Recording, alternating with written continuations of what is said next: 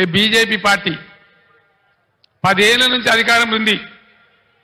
దయచేసి మా ఆడబిడ్డలకు మా యువకులకు చేవెళ్ల నియోజకవర్గంలో ఉన్న మేధావులకు నేను దండం పెట్టి చెప్తా ఉన్నా. భావోద్వేగాలు పెంచడం తప్ప, ఒక మత పిచ్చి లేపడం తప్ప ఏమన్నా ఒక మంచి పని జరిగిందా బీజేపీ హయాంలో? ఏ వర్గానికన్నా, ఏ పేదలకన్నా పెట్రోల్ ధర అయింది, డీజిల్ ధర అయింది. ఇలా ఏం జరుగుతూ ఉంది దేశంలో? మా పార్టీలో జైలు కావతావా లేకపోతే జైలుకు పోతావా?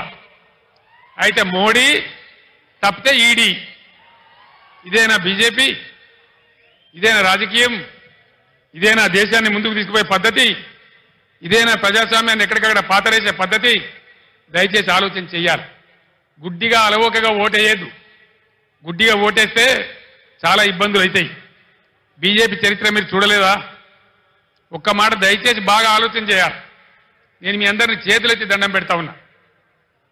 ఈ బీజేపీ ప్రభుత్వం గత 10 ఏళ్లలో దేశంలో 157 మెడికల్ కాలేజీలు మంజూరు చేసింది.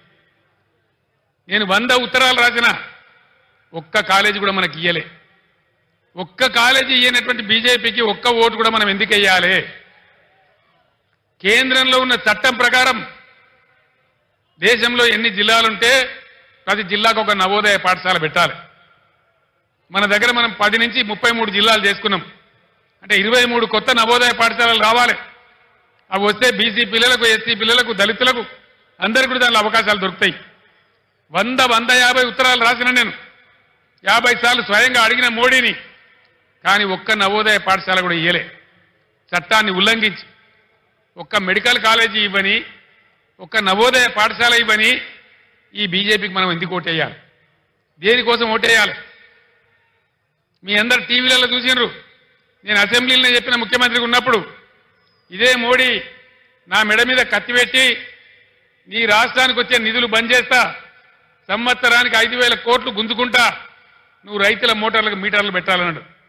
నేను చెప్పిన నా ప్రాణం పోయినా సరే, నువ్వు ఏం చేసినా సరే నేను పెట్టా అని చెప్పిన. నేను మీటర్లు పెట్టలే. మీరు వినాలి మంచిగా. ఆనాడు సంవత్సరానికి 5,000 కోట్లు కోసిండు మోడీ. 30,000 కోట్ల నష్టం వచ్చింది రాష్ట్రానికి. కానీ నా రైతాంగాన్ని కాపాడుకోవాలని, వాళ్ళ బాధలు నాకు తెలుసు కాబట్టి, కరెంటు వాళ్ళకి అవసరం కాబట్టి, వాళ్ళ మీద భారం పడద్దని నేను ఆనాడు మీటర్లు పెట్టలే. ఇలా ఇక్కడ బీజేపీ ఎంపీకి ఓటేస్తే ఏమవుతుంది? మేము మీటర్లు పెట్టమని చెప్పంగా కూడా మాకే ఓటేసిర్రు, మాకే గుద్దినరు, పెట్టుర్రా ఇక మీటర్లు అంటారు. మీటర్లు రావన్నా? వినబడతలేదు. మీటర్లు రావన్నా? మీటర్లు రావద్దు అంటే బీజేపీని గుద్దుడు గుద్దాలి. ఓటు కాదు, నేలకేసి గుద్దాలి. అప్పుడే మనకు సరి అయినటువంటి తెలివితేటలు ఉన్నట్టు, అప్పుడే మనకు రాజకీయ పరిజ్ఞానం ఉన్నట్టు.